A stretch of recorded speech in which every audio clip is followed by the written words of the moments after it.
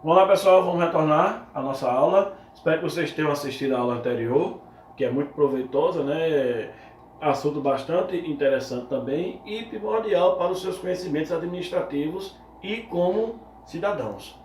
Lembrando da aula passada, vamos falar um pouquinho sobre a personalidade e a capacidade jurídica. Primeiro, a personalidade. Todo mundo tem personalidade jurídica, né? Todo mundo, ao nascer, já possui essa personalidade. E nós, ao nascer, nós somos chamados de pessoa física natural. E as empresas, que nós vamos ver mais na frente, são chamadas de pessoas jurídicas, certo? Já a capacidade, nem todo mundo tem a capacidade. Mas o que é capacidade, professor? A capacidade jurídica é o grau que cada cidadão tem de exercer pessoalmente seus direitos e suas obrigações. Então, a escala que a gente vai estudar daqui a pouco é feita desde a pessoa que consegue exercer pessoalmente, normalmente, seus direitos e obrigações, até as pessoas que não conseguem, de forma alguma, exercer seus direitos e suas obrigações pessoalmente. Essa capacidade, ela pode ser de fato ou de direito ou, na junção das duas, capacidade plena. Primeiro, o que é capacidade de direito? É a capacidade que todos nós temos ao existirmos, certo? Respirou, já tem a capacidade de direito, ok? A grosso modo, né pessoal? Nós estamos trabalhando noções de direito, a grosso modo. E a capacidade de fato, ela só ocorre quando você consegue ter discernimento para entender o que é o certo e o que é errado, para poder, a partir disso, exercer, certo, seus direitos e suas obrigações de forma pessoal. A palavra-chave do nosso trabalho é o discernimento. O que é discernimento? É a capacidade, como eu falei, que toda pessoa tem de entender a si mesmo, entender o que está ao redor e compreender o que é certo, o que é errado. A lei brasileira tem essa palavrinha como um ponto crucial para determinar as capacidades civis das pessoas, certo? Como nós vamos ver daqui a pouco. Mas algumas pessoas podem ter a capacidade de direito, aliás, todas têm, mas nem todas têm a capacidade de fato. Vamos dar um exemplo aqui. Foca aqui, por favor, meu filho. Vou fazer a leitura e vamos falar sobre isso, tá?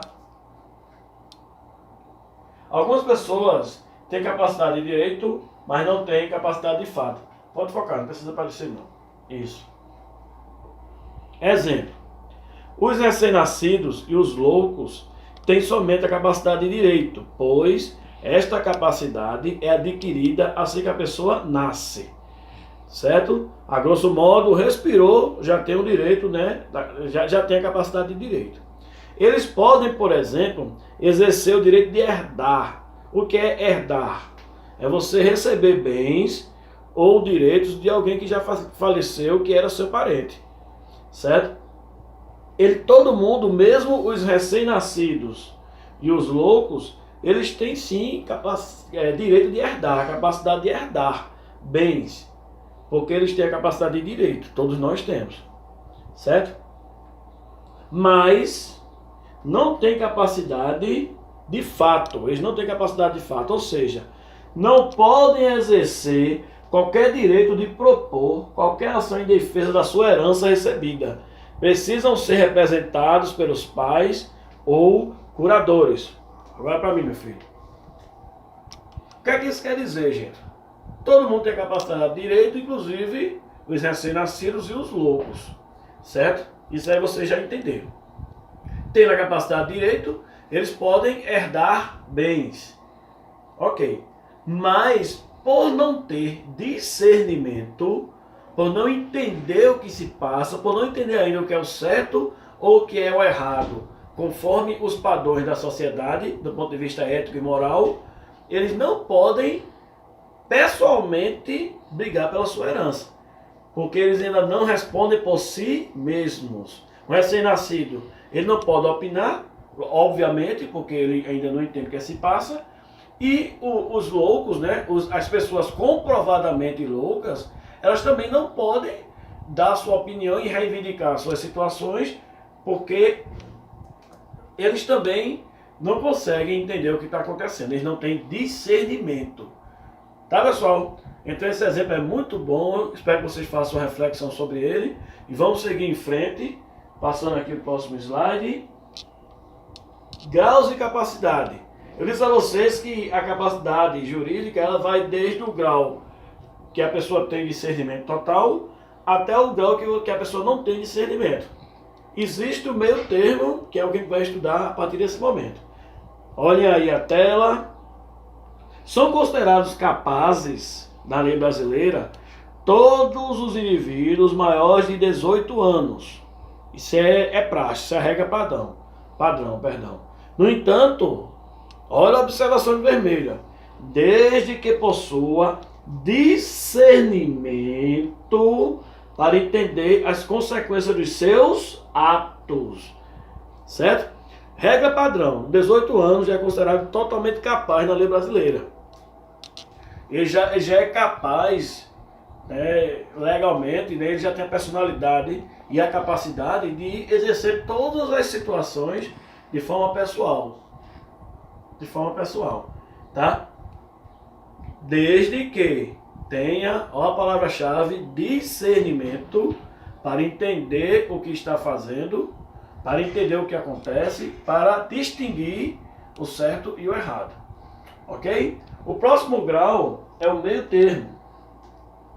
O próximo grau é o lado oposto, que são os absolutamente incapazes. O slide estava invertido, mas não tem problema. A ordem dos fatores não altera o resultado. O que são os absolutamente incapazes? Tá focando? São aqueles que não podem responder por si mesmos pessoalmente. Eles não podem exercer seus direitos, suas obrigações de forma pessoal.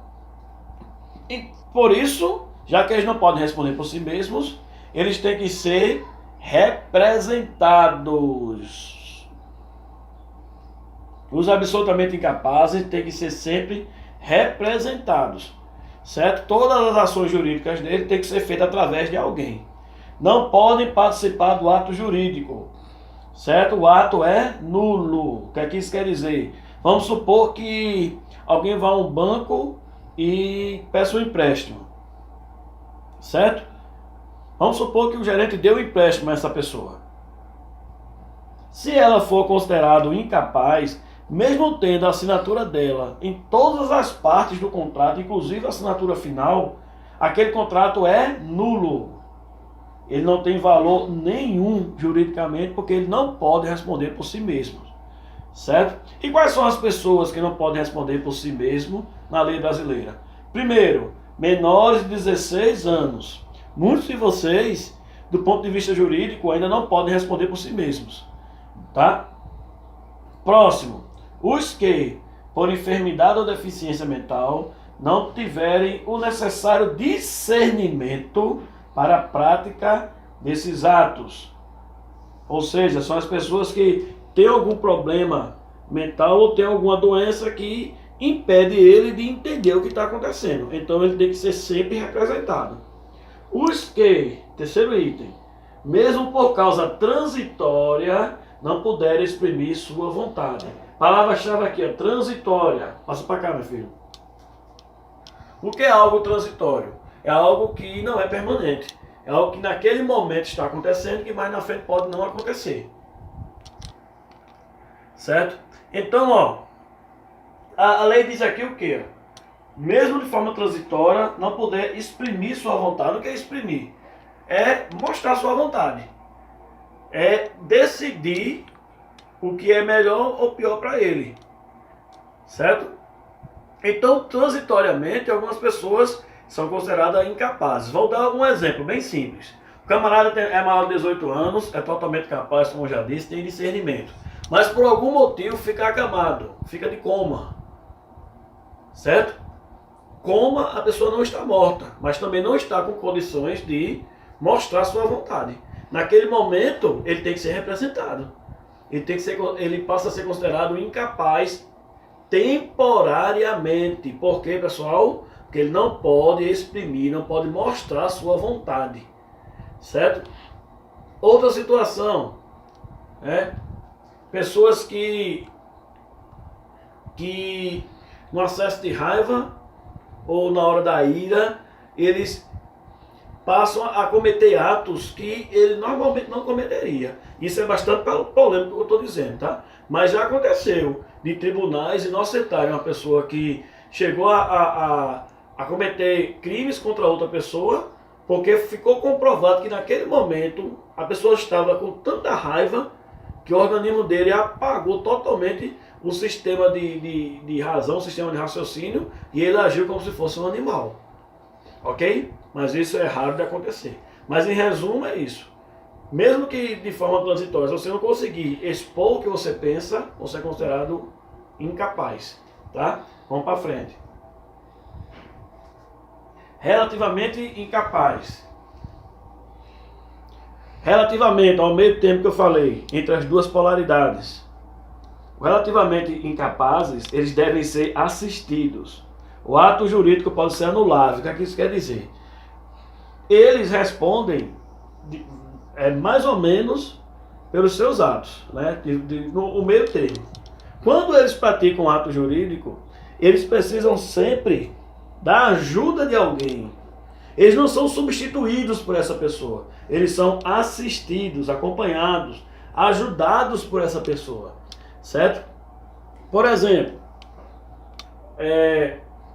algumas pessoas entre 16 e 18 anos, quando vão fazer a matrícula em determinada escola, ele faz todo o processo, mas ele precisa também da assinatura dos pais para confirmar a matrícula, uma vez que ele precisa ser assistido por alguém, certo? O ato jurídico dessas pessoas, ele pode ser anulável. Vamos lembrar, os capazes, todos os atos jurídicos são normais, desde que ele não tenha sido pressionado a isso, não tenha sido coagido a exercer aquele ato, certo? Os incapazes, todos os atos jurídicos são nulos, nenhum ato jurídico, nenhuma assinatura, nada que o considerado incapaz faz tem efeito jurídico. Já os relativamente incapazes, o ato que ele fizer juridicamente, ele tem valor sim, mas ele pode ser anulado de acordo com as situações, caso se veja alguma irregularidade, certo? Mas, de antemão, teoricamente, os atos deles estão valendo juridicamente, tá? Mas vamos supor, o camarada que é assistido fez determinada assinatura, mas não teve a assinatura do seu representante legal. Esse ato ele pode ser anulado, dependendo da circunstância, tá? Quem são considerados relativamente incapazes? Os maiores de 16 anos e menores de 18 anos são considerados relativamente incapazes. Os ébrios e os que, por deficiência mental, têm um discernimento reduzido. Os ébrios são as pessoas alcoólatras, as pessoas que temporariamente ou permanentemente estão sobre efeito do álcool, certo? E a deficiência mental são pessoas que nem têm o discernimento completo, nem têm o discernimento incompleto. Ele tem o reduzido. Ele precisa sempre de ajuda para concluir os seus atos jurídicos. Já vamos quanto tempo, meu filho? 3 minutos. Ok. Os excepcionais, sem desenvolvimento completo, são pessoas também que têm desenvolvimento cognitivo, têm desenvolvimento mental, mas ainda não está completo, certo? Também são considerados pessoas relativamente incapazes. Os pródigos são as pessoas, do ponto de vista jurídico, né, são as pessoas com compulsão de por gastar. Aquelas pessoas que não conseguem ficar sem gastar de jeito nenhum, que têm uma doença patológica que faz com que ele sempre gaste e destrua seu patrimônio com consumo. Essas pessoas também precisam ser assistidas. Agora, lógico, né, pessoal? Volta para mim aqui rapidinho. É óbvio que essas situações, elas não podem ser o que você acha. Eu não posso chegar aqui, por exemplo, meu filho que está me filmando, ele gosta muito de mentos. Toda vez eu compro mentos para ele, certo? Mas vamos supor que ele na vida adulta compre R$500 de mentos, certo? Eu posso, a partir disso, dizer que ele é um pródigo, que ele tem compulsão por gastar? Não. Ele tem o direito, né, depois de adulto, de gastar o dinheiro como ele achar que deve, desde que seja legal. Certo? A pessoa é considerada pródiga como ele é comprovado através da psicologia, da psiquiatria, das situações comportamentais e estudos diversos, que ele não consegue impedir a vontade de gastar. Ele não tem escolha. Toda vez que ele pega dinheiro, ele gasta. Certo? Essa pessoa é considerada relativamente incapaz e os seus atos devem ser assistidos por outra pessoa. Beleza? Vamos focar aqui de novo, tem que encerrar esse slide. Os silvícolas. Silvícolas são aqueles que habitam a selva e não foram integrados à civilização. Volta para cá, meu filho. Como falei, né? Os silvícolas são aquelas pessoas que não convivem entre nós dentro da civilização. Certo? Por não conviver com a gente, eles não têm a prática e a noção da vida cotidiana e também das nossas leis. Por isso que eles precisam de um auxílio para fazer seus atos jurídicos. O maior exemplo dos silvícolas são os índios. Os índios brasileiros, eles são assistidos e acompanhados pelo governo federal através da FUNAI. Porque por eles viverem nas suas aldeias, muitas vezes isoladas da civilização, ao ser integrado à civilização, ele poderia ser facilmente enganado nos atos jurídicos. Porque a noção dele de material, a noção dele de bens, a noção dele de negociações é totalmente diferente das nossas noções. Então a lei não diminui ele, entendam bem. Nós não estamos diminuindo o índio de forma alguma, até porque ele é o dono desse país, porque ele é o dono das terras. Ele estava aqui primeiro do que a gente, certo? Na verdade, esse ato legal é para proteger os silvícolas, para que eles não sejam dilapidados ou enganados, certo? Vamos passar o slide aqui. O próximo item, o terceiro vídeo nosso para encerrar a aula de hoje, vamos falar sobre a extinção, né, quando acaba a personalidade civil, certo? Que é os tipos de morte. E vamos falar sobre domicílio, residência e emancipação, beleza? Acompanhe até o fim. Até a próxima.